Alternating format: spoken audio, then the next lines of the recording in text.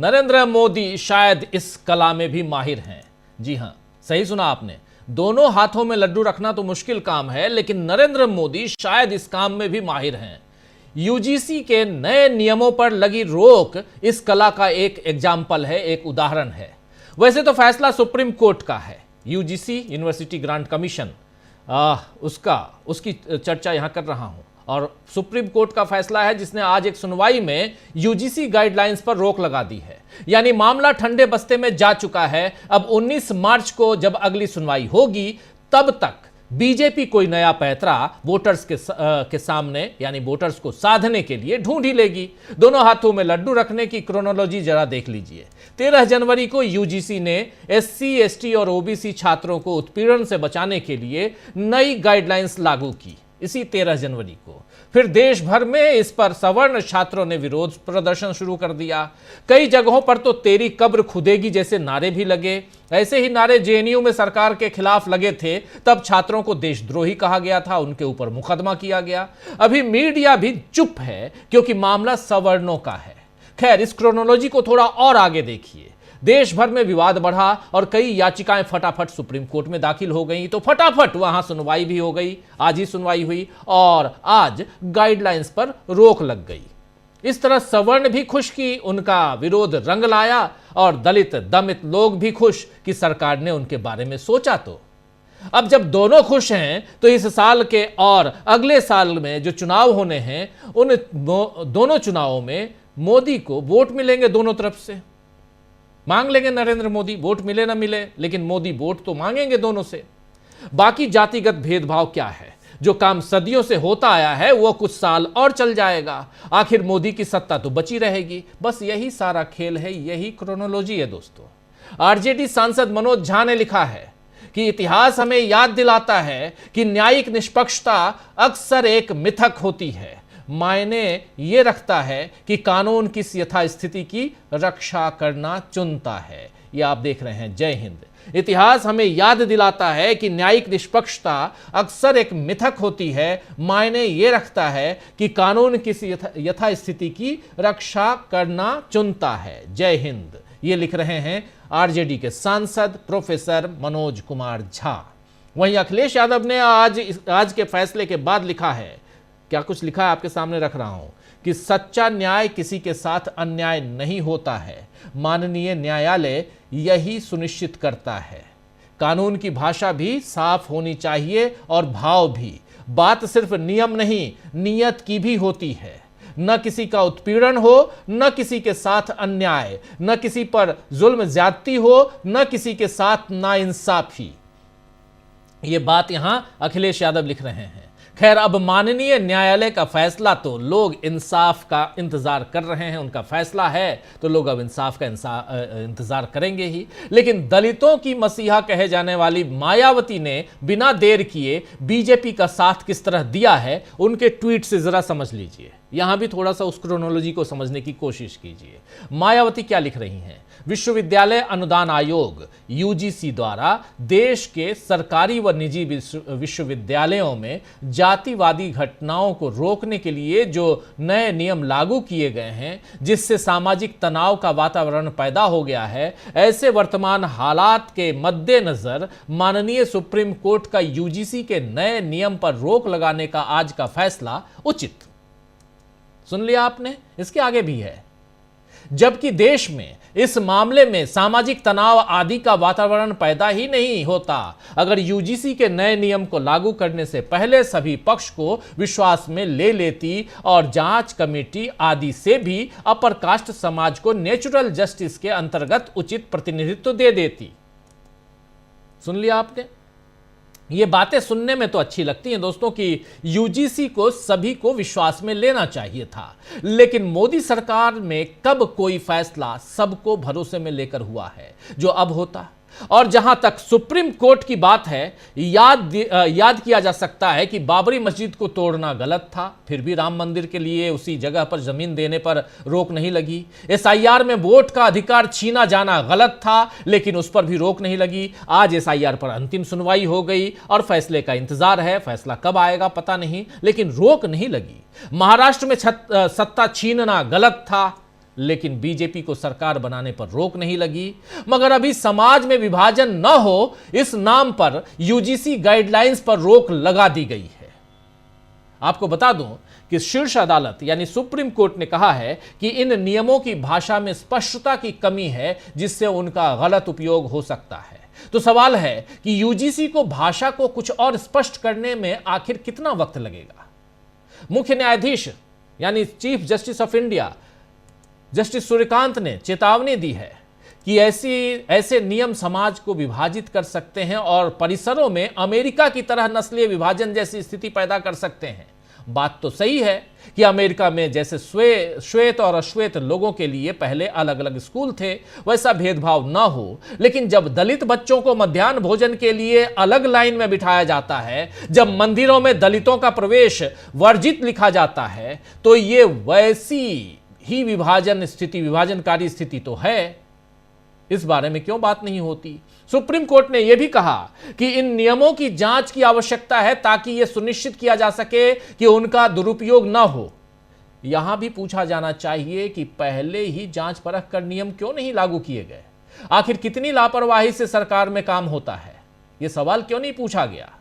इसके अलावा supreme court ने सॉलिसिटर जनरल से कहा यानी तुषार मेहता से कहा है कि वो एक विशेषज्ञ कमेटी गठित करें जिसमें कुछ प्रतिष्ठित व्यक्तियों को शामिल करने पर विचार किया जाए ताकि समाज में बिना भेदभाव के समग्र विकास हो सके।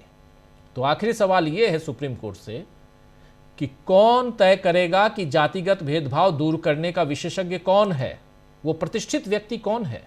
क्या इस कमेटी में भी सरकार की पसंद के लोग शामिल नहीं होंगे या फिर निष्पक्ष तरीके से विशेषज्ञों का चयन होगा, संदेह है।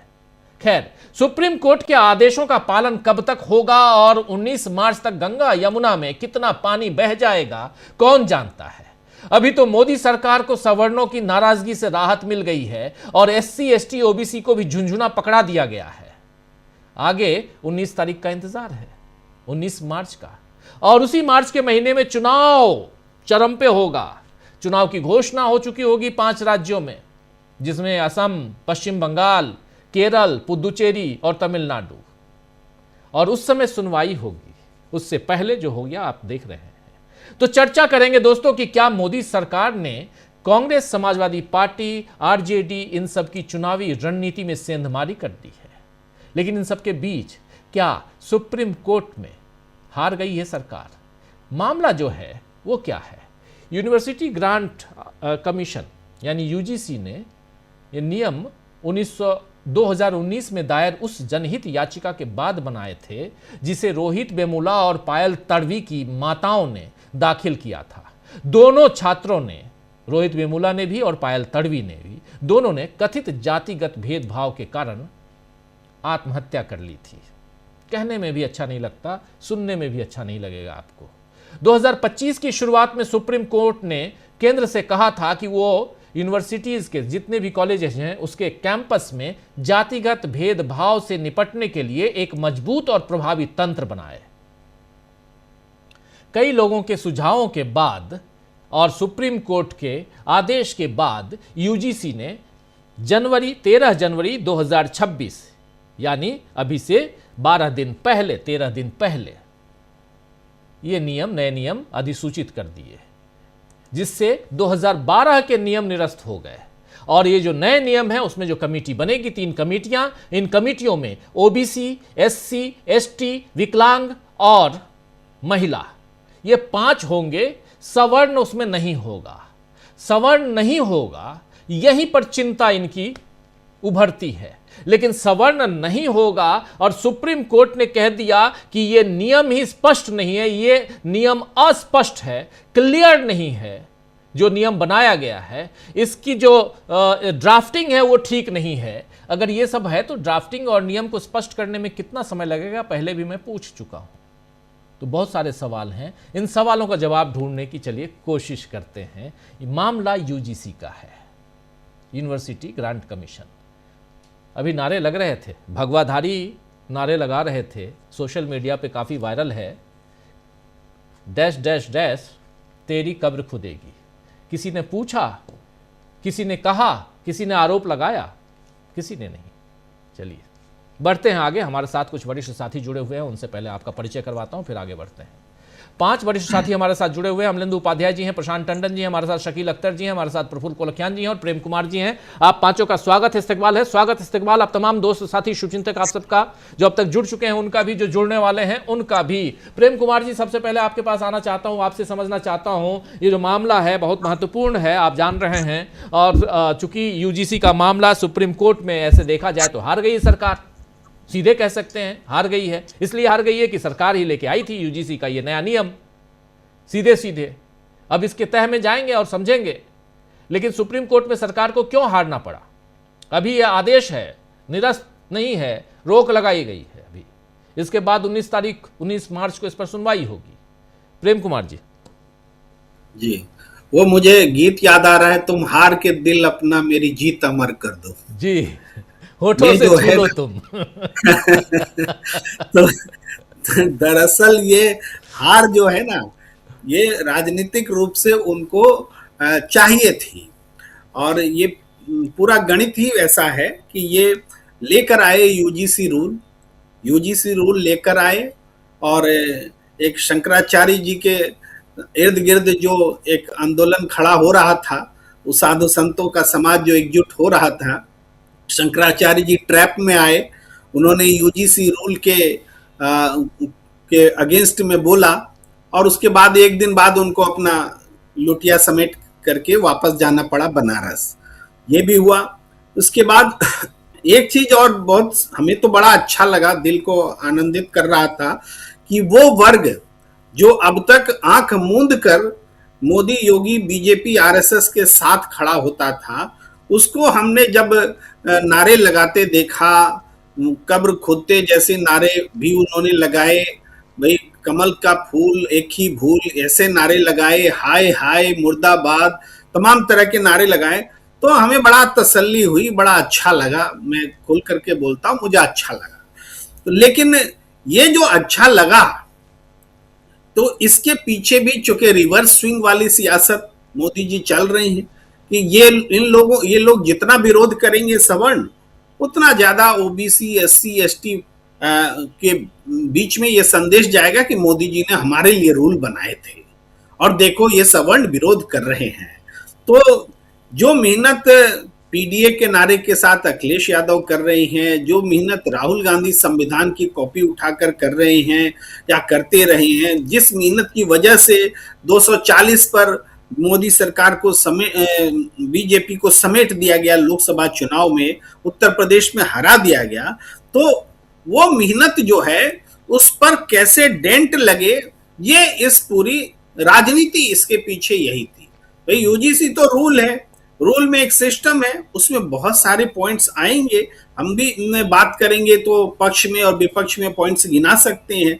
जैसे ये उदाहरण के लिए संक्षेप में ही बोले कि अभी उत्तराखंड में एक छात्र का, मणिपुर के छात्र की जो हत्या हुई थी, वो क्या जाति देखकर थोड़े हुई थी? या भी कश्मीर के 2 युवकों को इसलिए मारा गया उत्तराखंड में कि वो बोल करके कि पहलगाम में तुम लोगों ने हमें मारा था, हम तुम्हें मारेंगे। तो ये घटनाएं भी होती हैं। भाई उत्तर का छात्र दक्षिण में जाता है, महाराष्ट्र में पिटता है, तो वो जाति देख के थोड़े पिटता है, वो तो फिर किसी और आधार पर पिटता है। यानी सिर्फ जाति आधार नहीं है, और भी आधार हैं यहाँ। मैं बस एक प्रश्न रख रहा हूं, क्योंकि ये विचार है तो इस पे विचार कई किस्म के आने चाहिए, तो वो है। मगर यूजीसी का रूल इसलिए नहीं लाया गया कि कोई समानता बनाना चाहते थे और असमानता मिटाना चाहते थे, ये तो एक करंट पैदा करना चाहते थे उस वर्ग में, जो वर्ग उनके विरोध में जा रहा था, बीजेपी की सियासत के विरोध में जा रहा था। और वो करंट कैसे पैदा होता? जब सवर्ण को आप उद्वेलित कर देंगे तो उसका रिएक्शन जब होगा तो वो करंट पैदा होगा और उनको फायदा मिलेगा। ये उनकी कोशिश रही थी, है। लेकिन हाँ, ये इसमें कितना कामयाब होते हैं अलग बात है। हाँ, एक बात जो सामने आई है कि भाई सवर्णों की चिंता करने में सुप्रीम कोर्ट का कोई सानी है नहीं। सबसे पहले बिना टाइम गंवाए सवर्ण की चिंता सुप्रीम कोर्ट करता है, ये एक बार फिर पुष्ट हो गई है। भाई जो अदालत हमारी आरक्षण में 50% का बंदिश लगाती है अदालत, और बहुत सारे फैसले उलट देती है कि नहीं 50% से ज्यादा रिजर्वेशन नहीं होना चाहिए जी। वही अदालत जब सवर्णों को आरक्षण देने की बात आती है ईडब्ल्यूएस के नाम पर, तो 10% का 50 प्लस 10% करने में संकोच नहीं करती। उस समय उसको याद नहीं आता कि 50% का जो बैरियर है ये टूटना चाहिए। तो सुप्रीम कोर्ट का ये सवर्ण प्रेम दिखता रहा है, और इस बार भी दिखा है कि जो यूजीसी का रूल सवर्ण को बेचैन कर रहा था, तो उस बेचैनी में जो अन्याय है उसको उन्होंने उठा करके लाया कि नहीं अन्याय है, इसको फिर से लिखिए, फिर से ड्राफ्ट कीजिए और हम इसकी सुनवाई करेंगे। तो ये जो अदालत पर इल्जाम बन रहे हैं और तथ्यों के आईने में बन रहे हैं, ऐसा नहीं कि कोई कुछ यूं ही बात कह दी जाए, तो ये खतरनाक है। आप भाई बहुत सारे मामले सुनने में देरी करता है सुप्रीम कोर्ट, लेकिन इस आपने भी पूरी विस्तार से बताया कि रोक तो किसी मामले पे नहीं लगती जल्दी, लेकिन यहां पर रोक तुरंत लगा दिया क्योंकि एक वर्ग को फायदा पहुंचाना था। तो एक दिखता जरूर है कि सवर्ण के हक में है, लेकिन यहां राजनीतिक रूप से ये सवर्ण के हक में नहीं, ये सत्ता के पक्ष में है, क्योंकि इस फैसले से सबसे ज्यादा राहत, सवर्ण से भी ज्यादा राहत मोदी सरकार को हुआ है। जी जी जी, सवर्ण से भी ज्यादा राहत मोदी सरकार को यहां मिली है, और ये बात यहां कह रहे हैं प्रेम कुमार जी हमारे साथी। शकील जी, जल्दी से आपके पास आना चाहता हूं, फिर प्रशांत जी और प्रफुल्ल जी और अमलेंदु जी हमारे साथ जुड़े हुए हैं। शकील जी, कैसे आप देखते हैं, जरा पहले इसी की चर्चा करें। उधर संसद में भी जो कुछ हुआ है उस पर सेकेंड राउंड में आऊंगा, लेकिन यूजीसी, यूनिवर्सिटी ग्रांट कमीशन, विश्वविद्यालय अनुदान आयोग, इसके नए नियमावली, और उस नियमावली में, और खासकर रोहित वेमुला का जो मामला हुआ था, और उस मामले के बाद यहां सुप्रीम कोर्ट के ही आदेश से नियम बनाने थे, लेकिन उस नियम को आज सुप्रीम कोर्ट ने ही उस पर रोक लगा दी। कैसे देखते हैं आप? दो पार्टियों को नोटिस दिए सुप्रीम कोर्ट ने, केंद्र सरकार और यूजीसी को। हमारे ख्याल में एक नोटिस और देना चाहिए था। कारण बताओ, कमजोर वर्ग के छात्र छात्राओं को, कि इतने सालों से सहते आए हो, अब और अन्याय क्यों नहीं सह सकते? नया क्या हो गया है? रोहित वेमुला मर गया, पायल तड़वी मर गई, तो क्या हो गया? तुम्हारे ऊपर पेशाब होता है, घोड़ी पर तुम्हें बैठने नहीं दिया जाता है, चप्पल पहनकर तुम किसी सामंत के घर के सामने से नहीं निकल सकते हो। 50 उदाहरण हैं। कुछ ज्यादा लोकतंत्र सूझ गया है दलितों को, आदिवासियों को, और खासतौर से पिछड़ों को। इसमें जो पिछड़ा शब्द यूज किया है यूजीसी ने, उसको लेके बहुत बेचैनी है। मायावती ने जो आज समर्थन किया, जो काम बीजेपी की नेता भी खुल के नहीं कर पाए। मायावती क्या कह रही हैं कि नियम लागू होने से सामाजिक तनाव हो गया, इससे पहले शांति थी, अन्याय होता था, अत्याचार होता था, दलित पिछड़ा चुप रहता था, जाहिर है कि सामाजिक तनाव नहीं होता था। लेकिन नया नियम लागू होने से इनके अंदर थोड़ी सी अधिकार की भावना आ जाएगी कि तुम मुझे गाली नहीं दे सकते, जातीय आधार पर मेरा उत्पीड़न नहीं कर सकते। यूनिवर्सिटी में कई तरह के वाइवाए होते हैं, पीएचडी के कोर्स में, कई एडमिशंस में भी होते हैं। उनमें किस तरह से नंबर दिए जाते हैं सबको मालूम है, नाम और सरनेम देख के। तो क्या प्रॉब्लम थी तुम लोगों को? मायावती जो है दलितों का विरोध करने की हिम्मत इसलिए कर पा रही हैं कि वो दलितों को अपनी जेब में समझती हैं। मोदी जी भी ऐसे ही सवर्णों को अपनी जेब में समझते थे, और आज सबने देख लिया कि किस तरह उन लोगों ने मोदी जी के खिलाफ बोला, क्या क्या शब्द बोले, और सब जगह चुप्पी है, कहीं कोई हलचल नहीं है। मोदी जी जो आप कह रहे थे, बहुत अच्छा आपका प्रारंभिक वक्तव्य था। दोनों हाथ में लड्डू नहीं रख पाएंगे, दोनों हाथ से जाएंगे, दोनों दिन से जाएंगे। वो लोग इतने बेवकूफ नहीं हैं जितने मोदी जी समझ रहे हैं। लोगों में जागृति आ रही है, चेतना आ रही है, लोग समझ रहे हैं इस खेल को। सवर्णों को भी भड़काया गया है। हमारा हमेशा से मानना रहा है कि सवर्णों में भी एक प्रगतिशील सोच के लोग बहुत बड़ी तादाद में हैं, लेकिन कई जगह उन्हें बैलेंस करना पड़ता है। उन्हें लगता है कि उनके समाज के लोग ही उन पर सवाल उठाने लगेंगे कि कहां तुम दलित पिछड़ों का, आदिवासियों का समर्थन करने लगे। तो थोड़ा सा बैलेंस करने की कोशिश करते हैं, लेकिन प्रगतिशील तत्व उनमें है। सवर्णों में राजनीतिक नेतृत्व है, सामाजिक नेतृत्व है। यहां पे जिसे सबसे ज्यादा सोचने की जरूरत है वो दलित, पिछड़े और आदिवासियों को। इनका राजनीतिक नेतृत्व कैसा है? मायावती जैसा।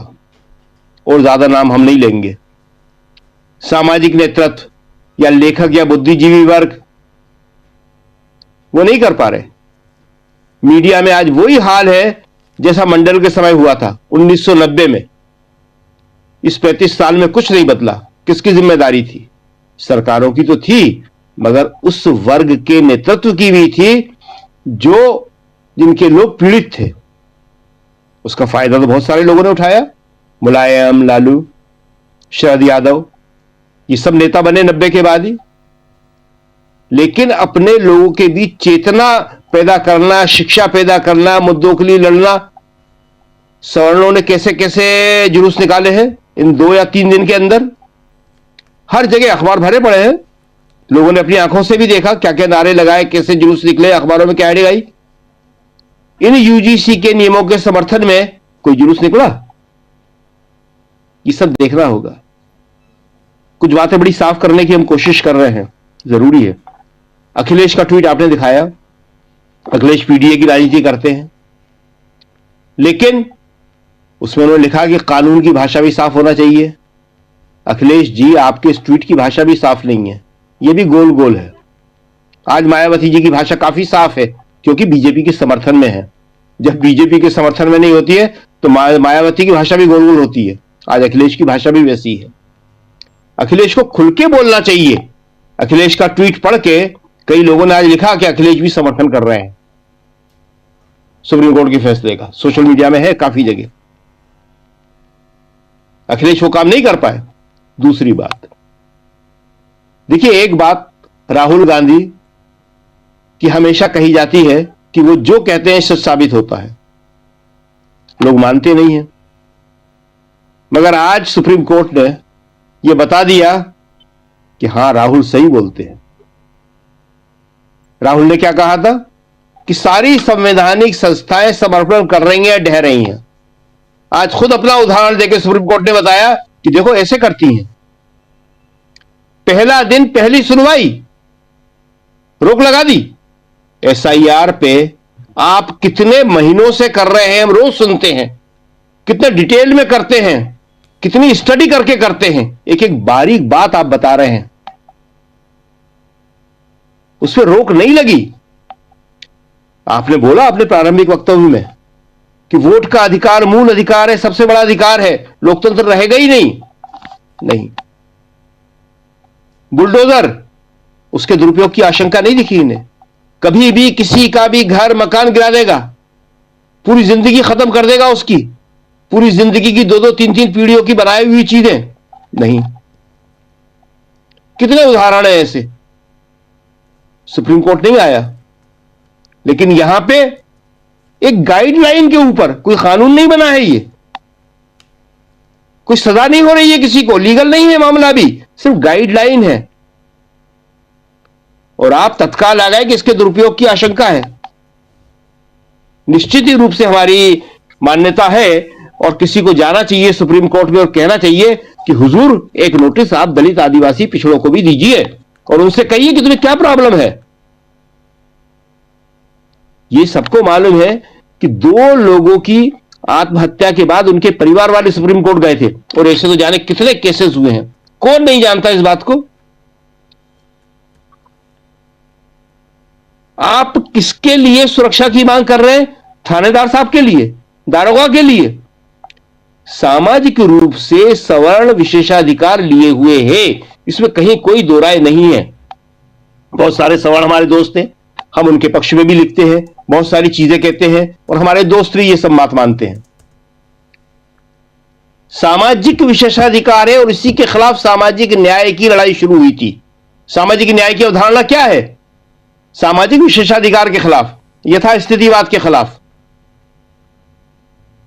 तो एक बहुत बड़ा क्राइसिस है, लेकिन हम फिर कहेंगे कि इसको हम इस तरह बिल्कुल नहीं देखते कि मोदी जी को इसका फायदा हो जाएगा। मोदी जी के अंतर्विरोध सामने आने लगे हैं और उनका जो है अब ये सब नुकसान पहुंचाने वाली प्रक्रिया शुरू हो गई है।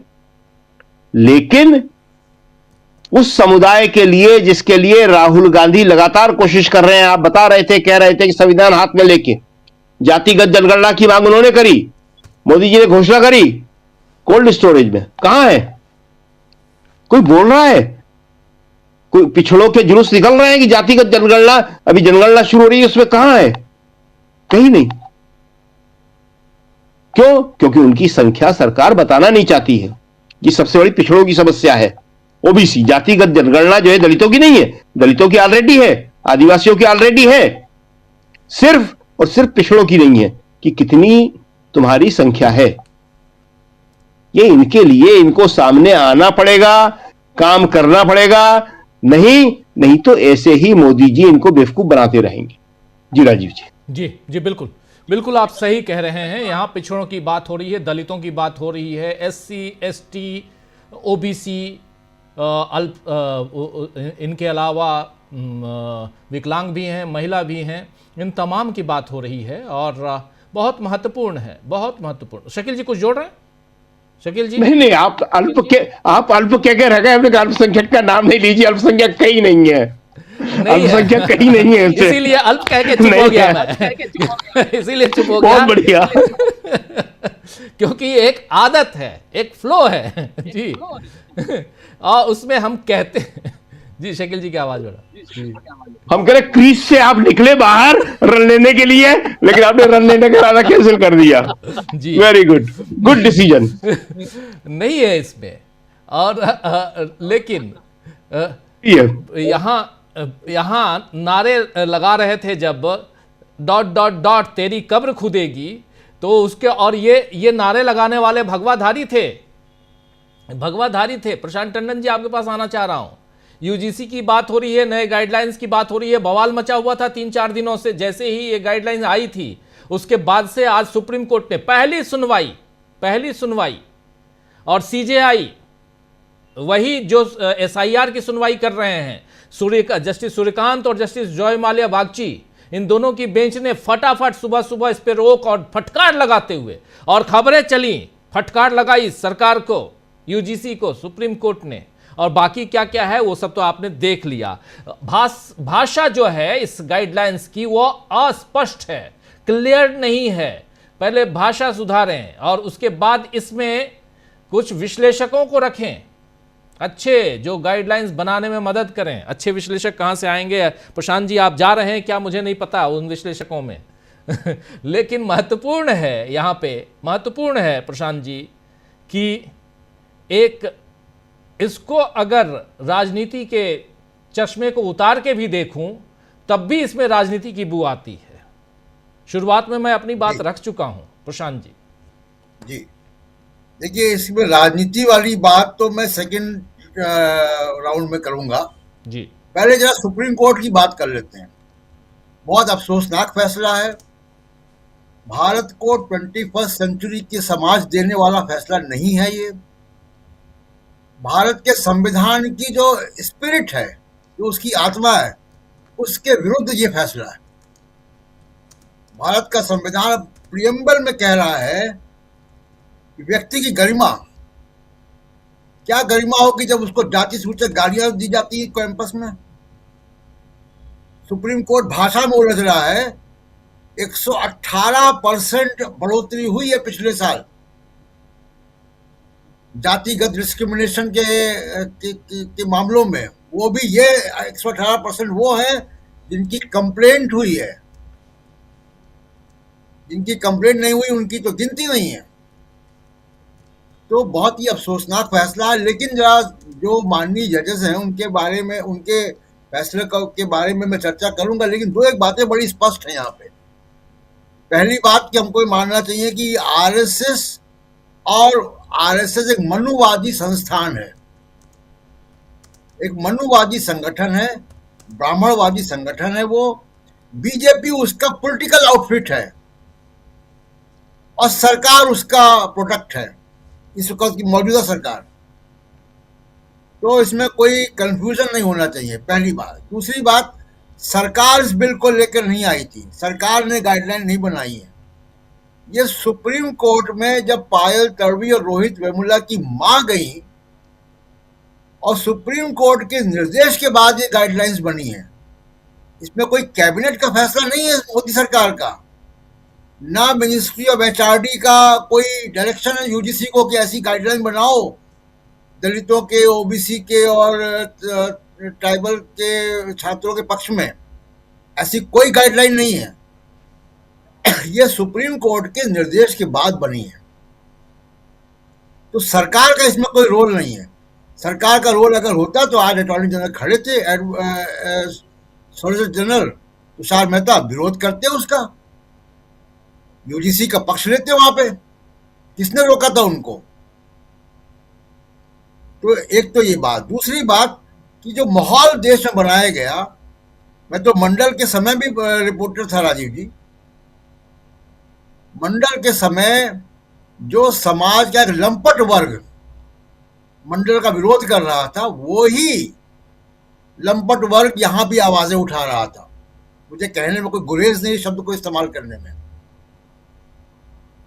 तो ओ क्या मैं मानूं कि सुप्रीम कोर्ट उनके आगे झुक गया? क्या उनकी बात रख ली गई? इसी सुप्रीम कोर्ट ने SC/ST एक्ट, एट्रोसिटीज एक्ट को डाइल्यूट किया था FIR के मामले में, जिसमें देशव्यापी बंद हुआ था। उसके बाद सरकार ने हस्तक्षेप किया और उसको रिस्टोर किया था। सरकार तो सुप्रीम कोर्ट की बातें कहाँ मानती है? बहुत सी बातें। सुप्रीम कोर्ट ने कहा कि चीफ इलेक्शन कमिश्नर और इलेक्शन कमिश्नर के अपॉइंटमेंट में नेता प्रतिपक्ष के साथ सुप्रीम कोर्ट के CJI को भी रखो। सरकार कानून ले आई, CJI को बाहर कर दिया। तो आज अगर सुप्रीम कोर्ट ने इसको स्टे किया है तो सरकार ले आए ना कानून। सरकार कानून ला के सुप्रीम कोर्ट के जजमेंट को किनारे कर दे। जी, कौन रोकेगा इनको? विपक्ष भी साथ देगा। अगर इनकी नियत है वाकई कि दलितों के साथ और समाज के पिछड़े वर्ग के साथ, आदिवासियों के साथ यूनिवर्सिटीज में, शिक्षण संस्थाओं में उचित व्यवहार नहीं होता, भेदभाव होता है, एट्रोसिटीज होती है, तंज कसे जाते हैं, आत्महत्या में मजबूर किया जाता है, जिसको इंस्टीट्यूशनल मर्डर कहा हुए, पायल तड़वी का हो मामला या रोहित वेमुला का हो, तब ये माननीय अदालत कहाँ थी? इसीलिए राजीव जी, पंडित नेहरू ने 9वीं अनुसूची का प्रावधान किया था फर्स्ट अमेंडमेंट में। जब जमींदारी उन्मूलन कानून लाए तो उसको पहली 9वीं अनुसूची में रखा कि वो न्यायिक स्क्रूटनी के बाहर है वो। वरना जो जज साहिबान जो कि वैसे खानदानों से आते थे, वो उसको मानवाधिकार का मामला और संपत्ति का अधिकार का मामला करके उसको खत्म कर देते। 50% की सीलिंग तमिलनाडु में क्यों नहीं लागू होती है सुप्रीम कोर्ट की? क्योंकि वो 69% आरक्षण तमिलनाडु में है, वो 9वीं अनुसूची का हिस्सा है। अगर मोदी सरकार वाकई दलितों के, पिछड़े के, आदिवासियों के सम्मान की रक्षा करना चाहती है तो कानून बनाए और 9वीं अनुसूची में डाल दे। सुप्रीम कोर्ट कुछ नहीं कर पाएगा। लेकिन नियत नहीं है। और जो माननीय जज साहब ये कह रहे हैं कि अमेरिका में श्वेत और अश्वेत लोगों के अलग अलग स्कूल है, उनकी जानकारी अधूरी है। 1954 में अमेरिका के सुप्रीम कोर्ट ने इस तरीके के स्कूल्स को इलीगल कर दिया था। अमेरिका में इस वक्त एक भी स्कूल नहीं है ऐसा, बल्कि इसका उल्टा जो यूजीसी ने आज भारत में किया है, यूनिवर्सिटी ऑफ कैलिफोर्निया 2023 में कर चुकी है। कैलिफोर्निया स्टेट यूनिवर्सिटी यानी उसके सारे कॉलेजेस कैलिफोर्निया स्टेट में जातिगत डिस्क्रिमिनेशन, साउथ एशिया का जातिगत, बहुत स्पेसिफिक है, साउथ एशिया का जातिगत डिस्क्रिमिनेशन को नस्लीय भेद के तौर पे देखेंगे वो। उसमें जुर्माना है, उसमें सजा है। अब दूसरी बात, अगर मोदी सरकार की ये नियति है तो कर्नाटका तैयारी कर रहा है, असेंबली में है रोहित वेमुला एक्ट, तेलंगाना ड्राफ्ट कर रहा है उसको, तेलंगाना की असेंबली, राहुल गांधी उसको घोषित कर चुके हैं। तो कर्नाटक और तेलंगाना की तर्ज पे क्या बीजेपी के राज्य की कोई सरकार ऐसा कोई एक्ट बना रही? रोहित वेमुला एक्ट, रोहित वेमुला एक्ट में 10,000 रुपये फाइन और जेल का प्राविधान है। तो सुप्रीम कोर्ट ने बहुत, जिसको कहा जाए कि 21st सेंचुरी का जो समाज है उसको बनाने का काम नहीं किया, जो आज के समाज की जरूरत है। हमारे पहले के वक्ता कह चुके हैं कि किस तरीके का डिस्क्रिमिनेशन है, रोज हम लोग ये बातें करते हैं, किस तरीके का जाति सूचक, और ये कोई स्टेटस की बात नहीं है। लालू प्रसाद यादव जो राष्ट्रीय स्तर के नेता है, अखिलेश यादव जो मुख्यमंत्री रह चुके हैं, उनको टीवी चैनलों पे, लाइव टीवी चैनलों पे जाति सूचक बातें कही जाती हैं आज भी।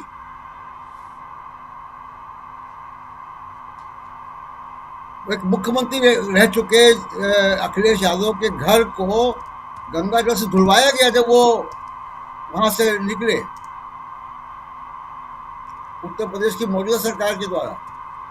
ये क्या जाति सूचक नहीं है? तो सुप्रीम कोर्ट का बहुत ही अफसोसनाक ये फैसला है। और अगर मोदी सरकार में वाकई विल पावर है, वाकई वो कंस्टिट्यूंसी को एड्रेस करना चाहते हैं, तो ले आए सुप्रीम, जैसे चुनाव आयोग को के मामले पे कानून ले आए थे, ले आए। या बीजेपी की तमाम सरकारें राजस्थान में, उत्तर प्रदेश में है, मध्य प्रदेश में, तमाम राज्यों में, वहाँ रोहित वेमुला एक्ट ले आए जी। तो वो नहीं करेंगे।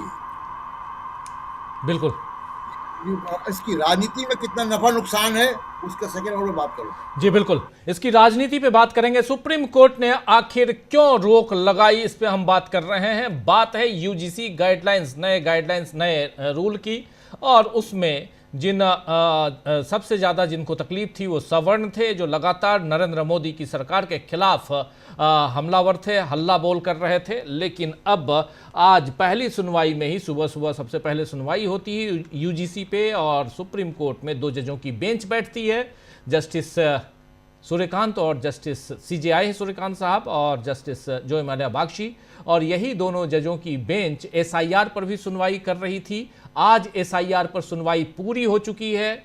आपको याद होगा कि बिहार में जब SIR यानी स्पेशल इंटेंसिव रिवीजन, मतदाताओं की सूची का गहन पुनरीक्षण कार्यक्रम, इसकी जब शुरुआत हुई मई में, 25 मई को नोटिफिकेशन आया, 26 मई से इसकी शुरुआत हुई थी, और 2 महीने में बिल्कुल फटाफट सब कुछ हो गया।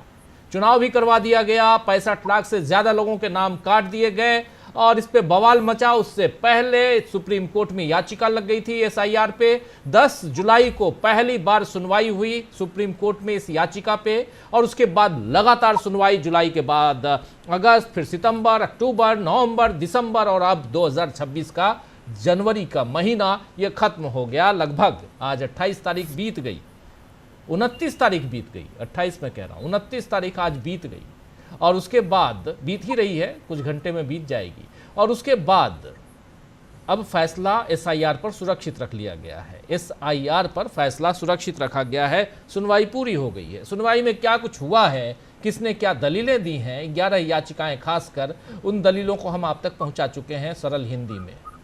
लेकिन बात यहां पर उससे पहले इसकी बात इसलिए, यूजीसी की बात इसलिए क्योंकि यूजीसी में जो सवर्णों को सबसे ज्यादा तकलीफ इस बात की थी कि जो गाइडलाइंस है उसमें जो कमेटियां बननी है, 3 स्पेशल कमेटियां बननी हैं, उसमें ओबीसी, एससी, एसटी, महिला और यहां विकलांग की बात है।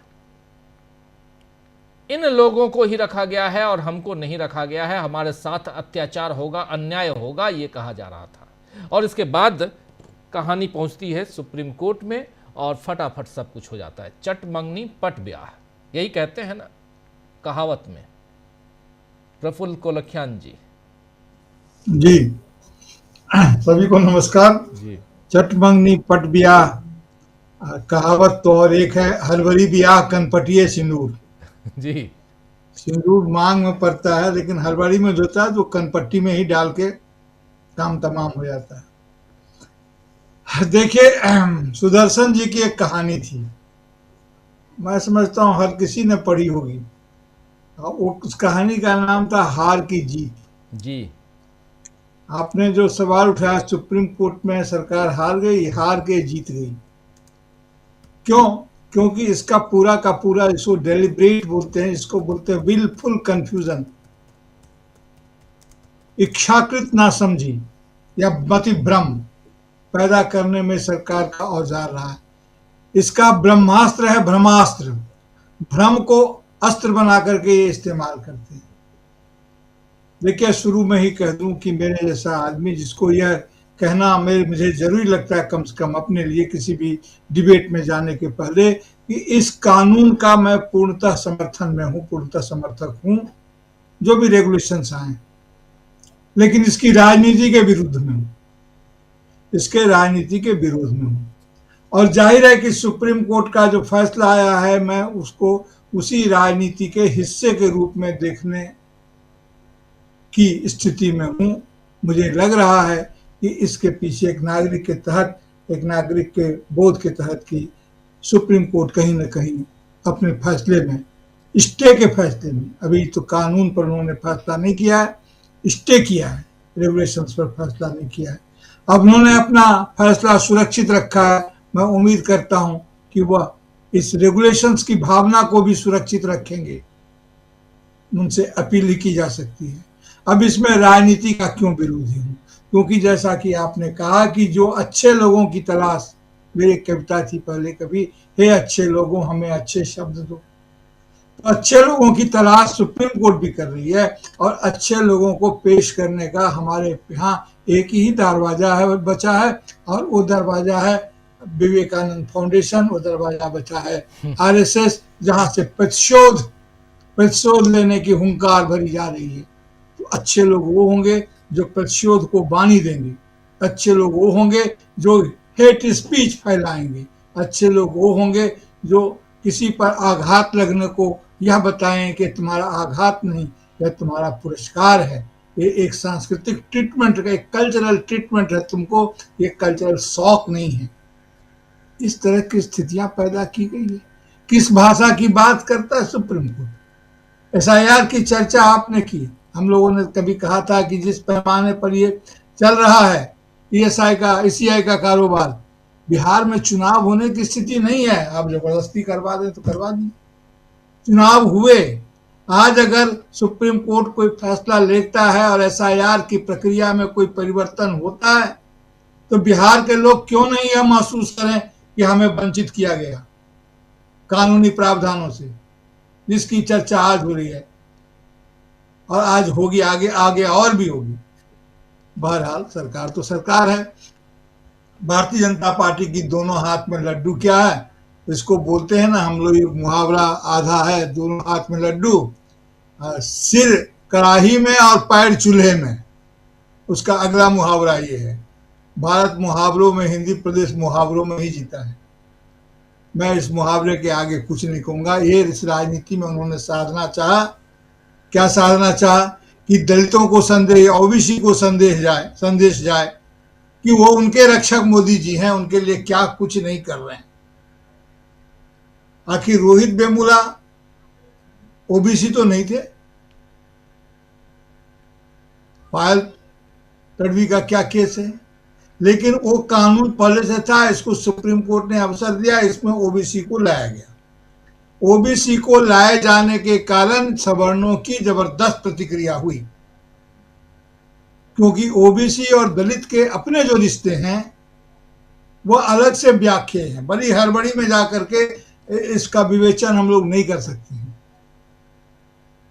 ये ठीक है कि दलित की, अभी लोग कह रहे हैं बाहर में, सोशल मीडिया में भी चल रहा है कि राहुल गांधी का स्टैंड क्या है, इनका अखिलेश यादव का स्टैंड क्या हो, क्या उनके स्टैंड, सारे स्टैंड क्लियर हैं, लेकिन फिर भी लोग जो उनके पक्ष में नहीं है उसको स्टैंड नहीं मानते हैं।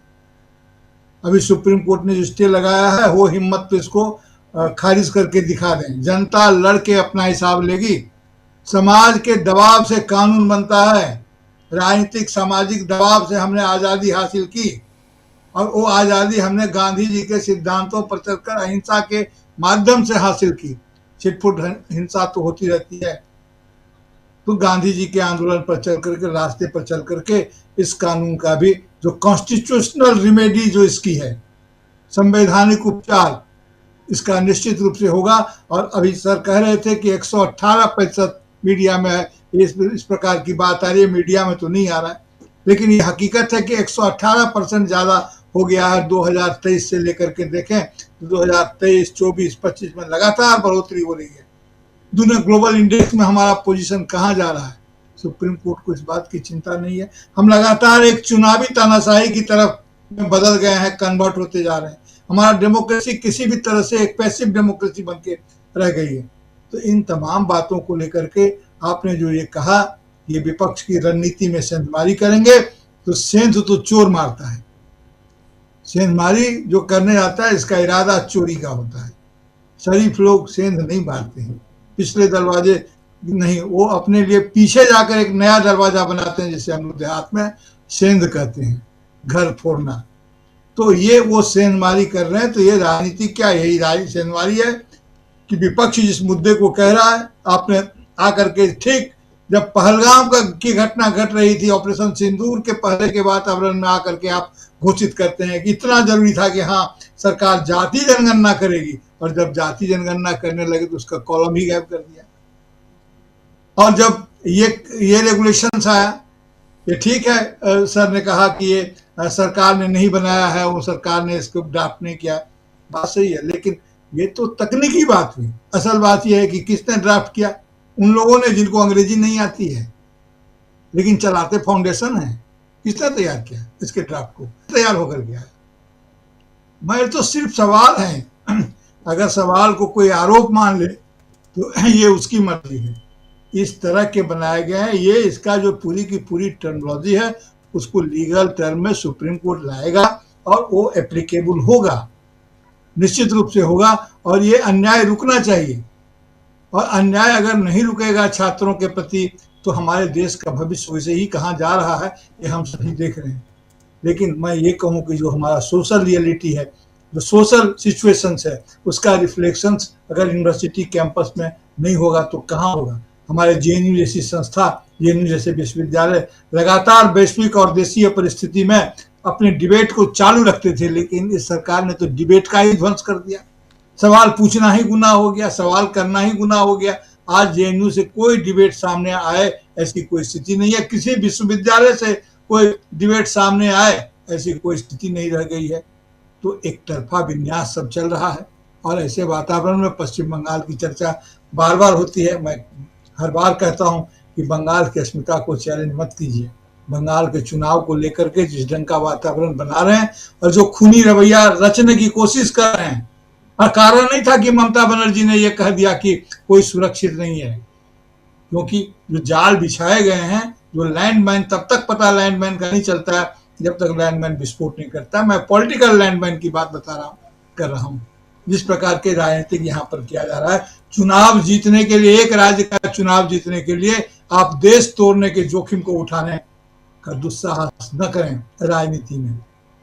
अभी तो महाराष्ट्र पर मैं अभी नहीं कुछ बोलूंगा, अभी तो जब चलेगा तब, महाराष्ट्र का विषय भी नहीं है वो। लेकिन ये जरूर कहूं कि जो समझते हैं कि वो जीत के हार गए, हार के जीत गए, जीत तो शकुनी भी गया था और अपने भांजे को बड़े उल्लास के साथ हाथ पीठ ठोकते हुए कहा था, भांजे हम जीत गए। ये पाशे का खेल नहीं है, ये महाभारत का मैदान बनेगा देश। ये चौसर पर नहीं जीत और हार इसकी तय होगी। तो मैं ये कह रहा हूं कि सुप्रीम कोर्ट को बहुत गंभीरता से इन तमाम मुद्दों पर सोचना चाहिए, और तब फैसला तो उन्होंने सुरक्षित रख लिया है, इस कानून की भावना और जरूरत को भी सुरक्षित रखेंगे, ऐसी मेरी उम्मीद है सर। जी बिल्कुल बिल्कुल बिल्कुल सही आप कह रहे हैं। ज़रा आना चाहता हूँ प्रशांत, अमलेंदु जी आपके पास, आप कैसे देखते हैं इस पर रोक को? सुप्रीम कोर्ट ने जो कहा है, मैं देख रहा था उस समय सुबह भी, जब थोड़ी देर और तुरंत सुप्रीम कोर्ट ने साफ साफ कह दिया, लेकिन सुप्रीम कोर्ट ने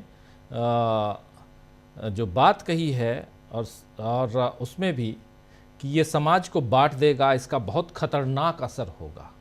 अब टिप्पणी है सुप्रीम कोर्ट की, उसमें कुछ कह नहीं सकते हम, और इस पर रोक लगी। इंदिरा जयसिंह इसके उसमें पक्ष में थी, खड़ी थी, और उन्होंने कहा कि मेरी बात भी सुनिए, आपने बिना बात सुने ही तत्काल रोक लगा दी है। उन्होंने कहा कि नहीं मौका देंगे, आपकी बात सुनेंगे, और लेकिन इसके बहुत खतरनाक दूरगामी परिणाम होंगे, समाज को बांट देगा। इतना खतरनाक है क्या ये? राजीव जी, एक तो बड़ा सवाल ये है कि बटा हुआ समाज और कितना बटेगा। मतलब अगर जब सब कह रहे हैं कि समाज को बांट देगा, तो समाज एकजुट कहां पे है? बटा हुआ नहीं है समाज आज। क्या समाज तो पहले ही बटा हुआ है, तो और क्या बांट देगा? तो ये एक पहलू है राजीव जी। दूसरा पहलू ये है कि क्या आपने, राजीव जी, हम और आप तो लगातार कई मामलों की जो सुनवाई जो होती है उसको लाइव करते हैं, SIR पे भी कर रहे हैं, इससे पहले अरविंद केजरीवाल के मसले पे की, तमाम मसलों पे की, EVM के मसले पे की। क्या कोई मसला ऐसा आया राजीव जी जिस पर सरकार की ओर से प्रतिवाद ना किया गया हो, सरकार ने कह दिया हो कि भाई ठीक है, हम कुछ नहीं कहते? क्या कोई मसला ऐसा आया? आखिर इसी में SG ने तुरंत क्यों कह दिया कि हम जवाब देने को तैयार हैं? अगर ये नियम आपने वास्तव में इसलिए बनाए थे कि इससे कुछ भला होगा और आपकी मंशा जो थी वो ठीक थी, तो आपने फिर उस समय वहां प्रतिवाद क्यों नहीं किया, जब इंदिरा जयसिंह कह रही थी कि आप हमको बिना सुने आप ऑर्डर पास नहीं कर सकते, और ऑर्डर पास हो चुका था, नोटिस इशू कीजिए, रोक लगाई जाती है। तो उस समय भी SG की तरफ से ये क्यों नहीं कहा गया कि भाई आप सरकार का भी पक्ष सुन लीजिए, आप लगा दीजिएगा इस पे, या सरकार अपना जब तक हलफनामा दाखिल करे आप नए नियमों को लागू रहने दीजिए, स्टे मत कीजिए? क्यों नहीं कहा गया? तो ये राजीव जी समझा जा सकता है कि सरकार की मंशा से ही ये सब कुछ हो रहा था। ये एक चीज तो राजीव जी स्पष्ट दिखाई पड़ती है। दूसरा राजीव जी, मुझे लगता है कि जो जस्टिस जय माल्या बागची ने सवाल उठाया कि भाई जब धारा 3E है और 3E में ये सारी चीजें शामिल है जो आप इसमें कह रहे हैं, तो अलग सिरे से धारा 3C बनाने की आवश्यकता क्यों पड़ गई थी? इसका कोई जवाब सॉलिसिटर जनरल ने नहीं दिया। देना चाहिए था, भाई इसकी आवश्यकता क्यों पड़ गई? जब पूछा जा रहा है आपसे कि भाई जब यही सारी चीजें 3E में शामिल हैं, ऑलरेडी शामिल हैं पहले से, तो आपको धारा 3C बनाने की आवश्यकता क्यों पड़ गई?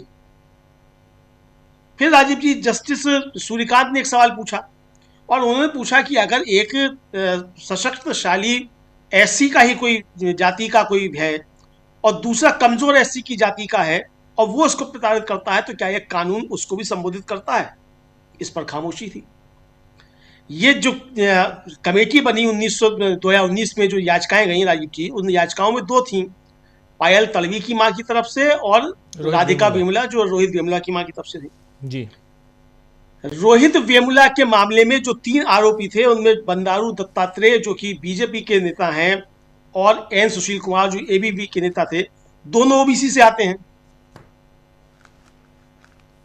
और पायल तलवी आदिवासी समुदाय से आती है। पायल तलवी के मामले में भी 3 जो छात्राएं थी, उनमें एक खत्री थे, 2 जो थे वो बनिया थी, लड़कियां वैश्य समाज से आती थी। चौथी जो उसमें जो संस्तुति की गई है वो की गई है क्या यांग चिंगली या यिंग चिंगली जो है वो चाइनीज मूल की भारतीय है, जो है उस समय HOD थी, अब उनको बनाया गया है। तो उनकी जाति का तो कोई पता ही नहीं, चुकी वो चीन की है मूल रूप से। तो ये जब सवाल उठे तो इसका कोई जवाब नहीं था। इसलिए लगता है राजीव जी ये कि ये शुद्ध रूप से एक राजनीतिक जो था हथकंडा था। और देखिए किस राजनीतिक हथकंडे में अखिलेश यादव फंसे हुए दिखाई पड़ते हैं। अखिलेश यादव खुलकर नहीं बोल पा रहे हैं, ना इधर की बात कह पा रहे हैं ना उधर की बात कह पा रहे हैं। जैसा शकील जी ने कहा कि मायावती जी की भाषा तो चलिए स्पष्ट है बीजेपी के समर्थन में, लेकिन अखिलेश जी को क्या दिक्कत आ रही है अभी समझ में आ रहा है। अब आपका पीडीए जो है वो क्या है, तो जैसा आपने कहा कि पीडीए में जो सेंधमारी जो है, तो ये है, तो सेंधमारी तो है, अभी साफ समझ में आ रहा है। लेकिन राजीव जी होता कभी कभी ये है कि वो माया मिली ना राम, ये वाली कहावत भी होती है। तो आप सोच रहे हो कि फंसा देंगे पीडीए वालों को और सामाजिक न्याय वालों को, और फंस जाए तो उल्टी बीजेपी, ये भी तो हो सकता है। अब मैं अभी देख रहा था राजीव जी बिल्कुल कि वो आगरा में जो है वकील महोदय जो हैं वो बहुत दुर्व्यवहार कर रहे हैं दो बड़े नेताओं के, गुजराती नेताओं के चित्र के साथ। और मतलब इस तरीके के अशोभनीय काम तो जो है विपक्ष के नेताओं ने कभी नहीं किए, भले ही जिंदाबाद मुर्दाबाद के नारे कितने भी लगाए हो राजीव जी। जेएनयू के छात्रों ने भी इस तरीके का कभी नहीं किया जिनको देशद्रोही कहा गया। ये सब कर रहे हैं, सब सवर्ण हैं, मोदी जी के कोर वोटर हैं जो सब वो सब कर रहे हैं। तो इस पर कोई प्रतिक्रिया नहीं आ रही है, बीजेपी भी खामोश है, हमारा मीडिया है वो भी खामोश है। अब कोई नहीं कह रहा कि मोदी जी का अपमान नहीं सहेगा हिंदुस्तान, कहीं से आवाज नहीं आ रही है। मोदी जी खुद अपना अपमान सह रहे हैं, उनके मुख से कुछ नहीं निकल रहा है। अमित शाह जी नहीं बोल रहे हैं, वो जो हमेशा टीवी पे आए आते हैं नाक खुलाते हुए रविशंकर प्रसाद जी, वो कुछ नहीं बोल रहे हैं।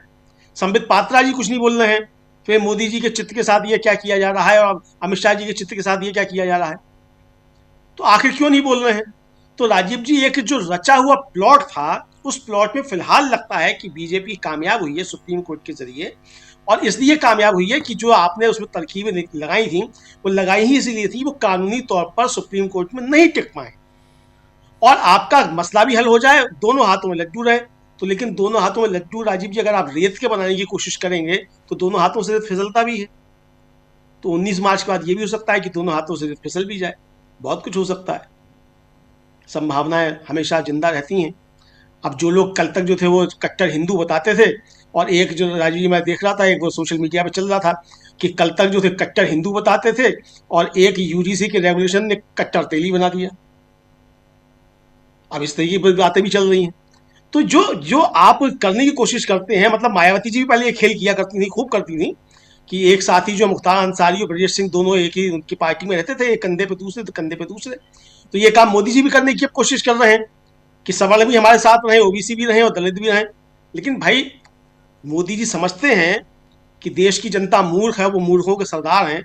लेकिन मोदी जी मूर्खों के सरदार भले ही हों, जनता मूर्ख नहीं है। वो समझती है कि आपकी मंशा जो थी वो क्या थी, आपकी मंशा न्याय दिलाने की थी ही नहीं, और न्याय दिलाने की मंशा होती तो आप इस पर टिकते, सुप्रीम कोर्ट को बताते कि हमारा कानून, ये जो रेगुलेशंस आए हैं बिल्कुल सही हैं, आपके सॉलिसिटर जनरल वहां खड़े होकर इसका विरोध करते, जो कि आपने नहीं किया। जी राजीव जी जी बिल्कुल बिल्कुल आप सही कह रहे हैं। सॉलिसिटर जनरल आकर विरोध तो किए नहीं, और ये पूरा का पूरा किस ढंग से इसको रचा गया ये आप लोग अच्छी तरह से जानते हैं। जरा इसका पॉलिटिकल एस्पेक्ट्स, इस पे बात करते हैं।